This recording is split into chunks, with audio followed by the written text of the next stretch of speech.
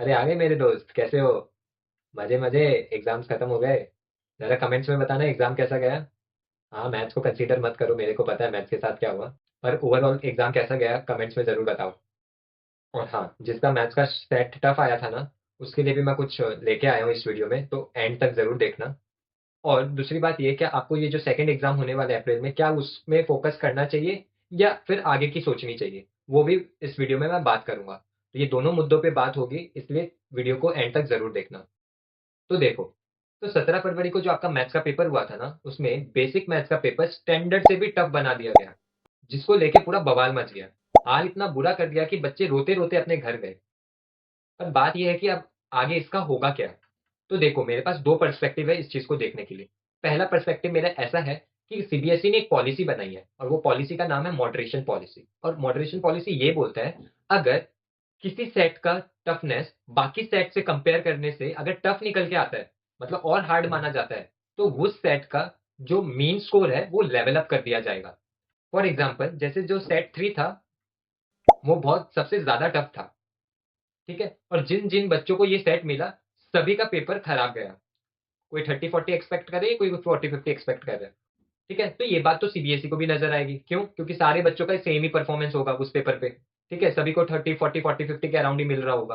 तो उस केस में सीबीएसई को ये तो पता चल गया कि ये सेट तो बाकी सेट से टफ था। तो जिन जिन बच्चों को वो टफ वाला सेट मिला, उनके जो मार्क्स है बाकी बच्चों के सेट जो मिले, उनके मार्क्स के अराउंड लेवल अप कर दिए जाएंगे। इसका मतलब आपको अगर वो टफ शिफ्ट वाले पेपर पे कहीं ना कहीं 40-45 मार्क्स आ रहे हैं, वहीं बाकी सेट वाले बच्चों को 60-70 मार्क्स आ रहे हैं, तो वो स्कोर को लेवल अप करने के लिए सीबीएसई चेक करेगी कि किस किस क्वेश्चन पे बच्चों को मार्क्स मिलना चाहिए, कौन से क्वेश्चन मैक्सिमम बच्चों ने छोड़ा है। तो उस अकॉर्डिंग तो जो टफ सेट था, उसके जो बच्चों के मार्क्स है उसको बूस्ट अप कर दिए जाएंगे। तो क्योंकि पेपर को ज्यादा ही टफ था, तो मेरे को ऐसा एक्सपेक्ट हो रहा है कि 10 से 15 मार्क्स तो फॉर श्योर आपको मिलना चाहिए। तो अगर आपको 40-45 आ रहा है, तो कहीं ना कहीं आपको 50-60 मार्क्स मिल जाने चाहिए। ये बस मेरा पर्सपेक्टिव है। अब दूसरा केस ये बनता है कि आपको इस चीज का टेंशन नहीं लेना चाहिए। वो दूसरा केस ये है कि सारे टॉप एजुकेटर्स, इवन स्कूल्स भी इस चीज को लेके, सीबीएसई के इस ब्लंडर को लेके पीआईएल फाइल किया है। ठीक है, जब ये पीआईएल कोर्ट तक जाएगी, तो सीबीएसई को वहां पे जवाब देना होगा कि उन्होंने ऐसा किया क्यों। तो उस केस में भी हाई 99% चांस है, जो वर्डिक्ट है, वो जो फैसला होगा वो बच्चों की तरफ आएगा।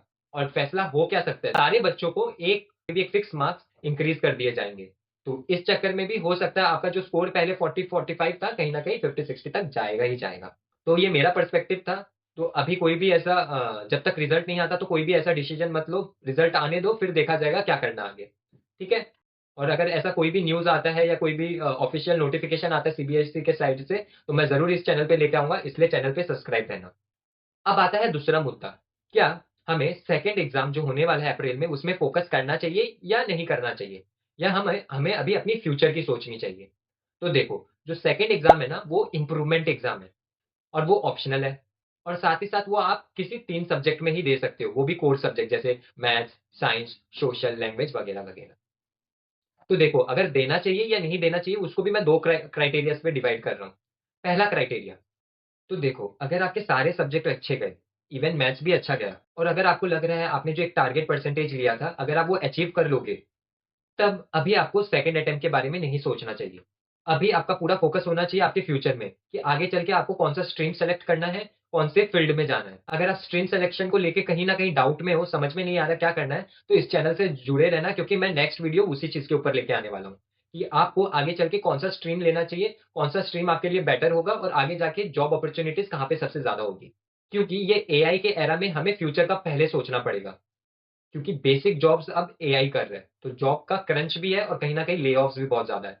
तो आपको बहुत सोच समझ के डिसीजन लेना होगा। तो उसके रिलेटेड मैं वीडियो लाऊंगा, तो चैनल से जुड़े रहना।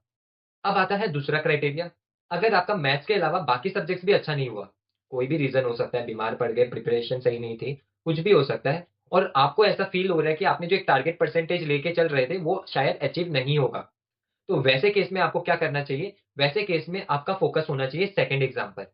अभी आप रिजल्ट का वेट मत करो। अभी आपके पास लगभग 2 महीने होंगे, इस 2 महीने का पूरा भरपूर इस्तेमाल करो। क्योंकि अभी आपका एक पढ़ाई का मोमेंटम चल रहा था, बोर्ड्स का प्रेशर था आपके ऊपर। अगर अभी आप छोटा सा ब्रेक ले लोगे ना, हो सकता है वो मोमेंटम कहीं ना कहीं ब्रेक हो जाएगा।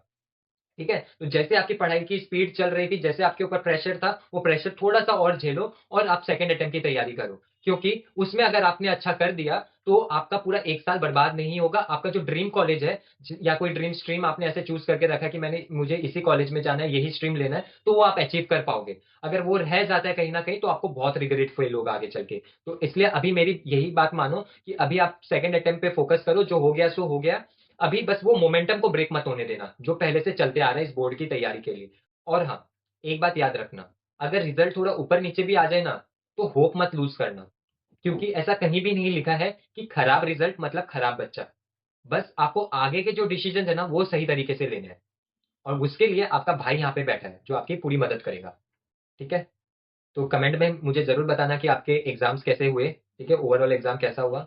और ये भी ज़रूर बताना कि आपका सेकंड अटेम्प्ट पे आप क्या सोच रहे हो?